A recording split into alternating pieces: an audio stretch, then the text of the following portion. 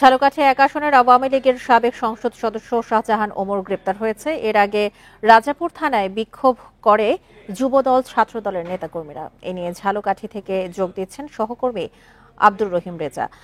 রেজা, এর আগে আমরা দেখেছি যে যুবদল ছাত্রদলের নেতাকর্মীরা বিক্ষোভ করেছিল এবং শাহজাহান ওমরকে পরবর্তীতে গ্রেপ্তারও করা হয়েছে। এখন সেখানকার পরিস্থিতি কেমন দেখছেন, আর যারা এখন পর্যন্ত বিক্ষোভ করছেন তারা কি বলছেন?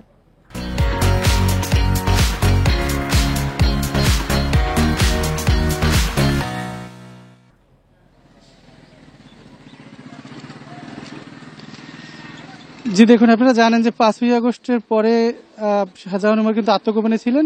তিনি গতকাল বরিশালে আসার পরেই এখানে যারা বিএনপি এবং তার সহযোগী সংগঠনের নেতৃবৃন্দ ছিল তারা কিন্তু গতকাল থেকেই কিন্তু বিক্ষোভ করেছে কয়েক দফা। এবং গতকাল রাতে তার যে রাজাপুরের বাসভবন রয়েছে শহরের, সেই বাসভবনে কিন্তু কয়েকটি গ্লাস ভাঙচুর করেছে। এবং আজকে সকালে তিনি বরিশাল থেকে তার যে গ্রামের বাড়ি সাঙ্গরে আসার পথের মধ্যে উপজেলার উত্তর পিংড়ি এলাকায় তার গাড়িতে হামলার ঘটনা ঘটে। এতে তিনি এবং তার চালক সামান্য আহত হয়েছে।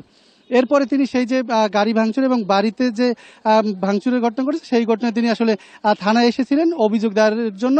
অভিযোগ দায়েরের জন্য তিনি থানায় আসার পর এই খবর বাইরে ছড়িয়ে পড়ার পরে যুবদল এবং ছাত্রদলের নেতাকর্মীরা কিন্তু থানার সামনে বিক্ষোভ করে এবং তার গ্রেপ্তারের দাবি সহ বিভিন্ন স্লোগান দেয় এবং তার বিচার দাবি করেন। এর পরবর্তীতে তাকে রাজাপুর থানা পুলিশ কাঠালিয়া উপজেলা বিএনপির সাধারণ সম্পাদকের দায়ের করা একটি হত্যাচেষ্টা, ভাঙচুর এবং অগ্নিসংযোগের মামলায় তাকে গ্রেপ্তার দেখানো হয়। সেই মামলার বাদী কিন্তু কাঠালিয়া উপজেলা বিএনপির যিনি সাধারণ সম্পাদক রয়েছেন তিনি। সেই মামলায় তাকে গ্রেপ্তার দেখিয়ে দুপুরে তাকে ঝালকাঠি আদালতে তোলা হয় এবং আদালতের তোলার পরে আদালতের মাধ্যমে তাকে কারাগারে পাঠানো হয়। এরপর এই বিষয়ে আমরা কথা বলেছিলাম পুলিশের সাথে। তারা বলেছেন যে কাঠালিয়ার যে মামলাটি দায়ের হয়েছে সেই মামলায় আসলে তাকে গ্রেপ্তার দেখিয়ে তাকে কারাগারে পাঠানো হয়েছে। এবং এ নিয়ে আমরা বিএনপির ঝালকাঠি থেকে জানাচ্ছিলেন আমাদের সহকর্মী আব্দুর রহিম রেজা।